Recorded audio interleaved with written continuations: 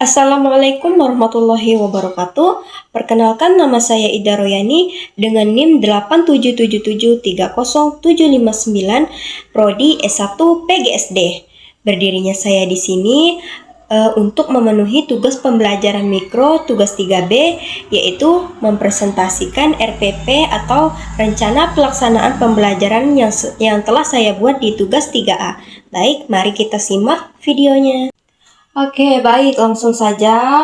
Untuk mempersingkat waktu, saya akan mempresentasikan RPP yang telah saya buat. Nah, di sini RPP yang telah saya buat yaitu yang A atau identitasnya saya mengambil sekolah di SDN 03 Sukamaju.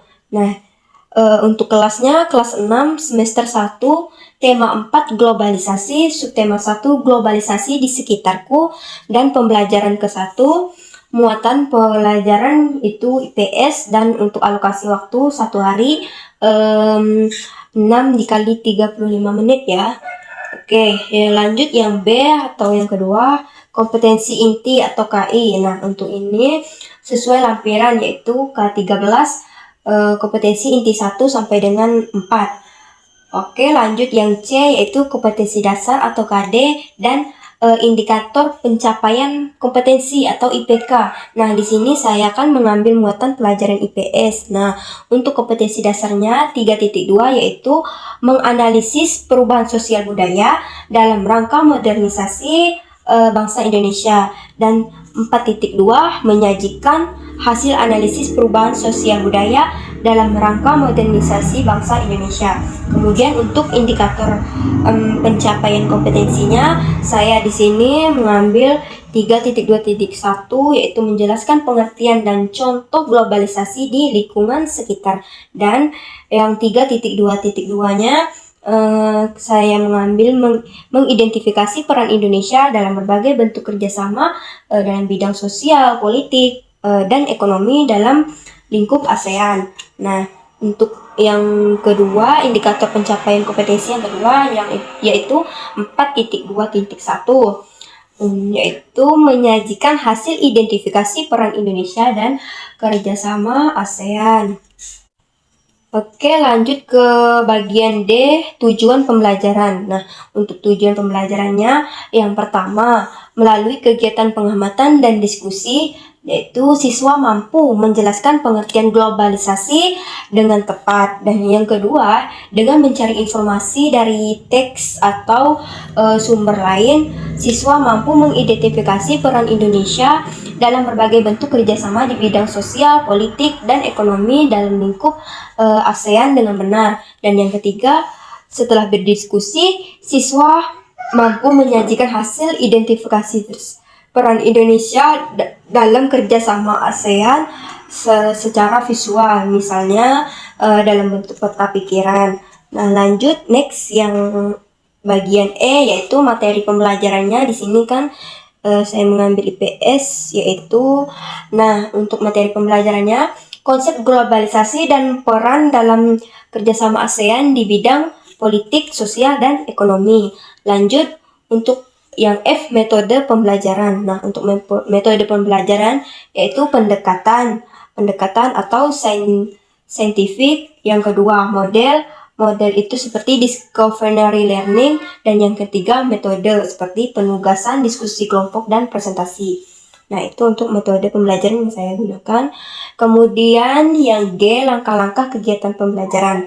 Nah, untuk langkah ini yang pertama pendahuluan. Nah, untuk pendahuluan yang pertama, guru memberikan salam dan memimpin doa, mengajak berdoa. Nah, kemudian yang kedua persepsi. Nah, itu guru menampilkan gambar atau video tentang produk di luar negeri, misalnya seperti gambar atau mobil dari Jepang, atau pakaian Korea, atau makanan Amerika. Nah, itu guru bertanya mengapa produk-produk tersebut bisa ada di Indonesia.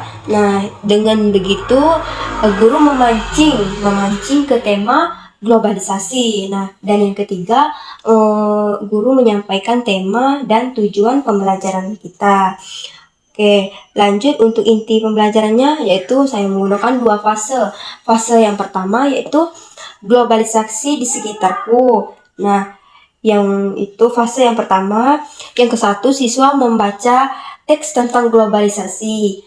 Yang kedua, diskusi kelas merumuskan pengertian globalisasi dan memberikan contoh produk asing.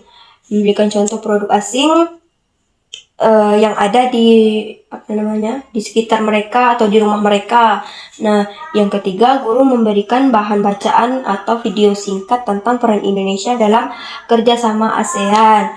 Dan yang keempat, siswa dibagi dalam kelompok. Nah, dibagi kelompok untuk presentasi 3-4 orang. Jadi setiap kelompok ditugaskan untuk mengidentifikasi dan mencatat tiga peran Indonesia di ASEAN itu, yang di bidang ekonomi, politik, dan sosial. Kemudian yang kelima, siswa mengolah data dengan membuat peta pikiran atau mind map, atau dengan tabel yang menyajikan peran Indonesia di 3 bidang tersebut. Nah, kemudian yang keenam, setiap kelompok itu mempresentasikan peta pikiran mereka atau mengomunikasikan, sedangkan kelompok lain memberikan tanggapan. Itu dari inti kegiatan pembelajarannya. Kemudian untuk penutupannya, yang pertama, guru dan siswa melakukan refleksi atau menyimpulkan tentang apa itu globalisasi dan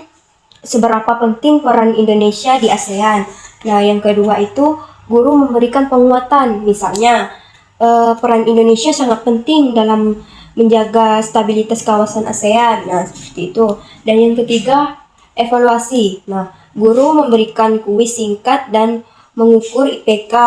Nah, dan yang keempat itu tindak lanjut dulu. Nah, guru memberikan tugas di rumah. Dan yang terakhir, doa dan salam. Nah, itu untuk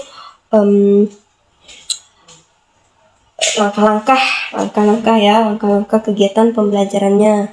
Kemudian kita lanjut ke penilaian. Nah, itu untuk terakhir, penilaian saya di sini mencantumkan 3 penilaian: penilaian pengetahuan, penilaian keterampilan, dan penilaian sikap. Nah, penilaian pengetahuan itu seperti kuis atau tes yang mengidentifikasi 3 peran Indonesia di ASEAN tersebut. Yang kedua itu penilaian keterampilan. Nah, untuk penilaian keterampilan seperti penilaian produk atau peta pikiran atau tabel. Nah, tabel peran Indonesia di ASEAN itu, ataupun keterampilan penilaian presentasinya. Dan kemudian yang 3 itu penilaian sikap. Nah, itu saya ambil dari observasi selama diskusi atau dia bekerja sama, tanggung jawabnya. Nah, sekian presentasi yang dapat saya sampaikan, kurang lebihnya mohon dimaafkan. Akhir kata saya akhiri, wabillahi taufik wal hidayah. Wassalamualaikum warahmatullahi wabarakatuh.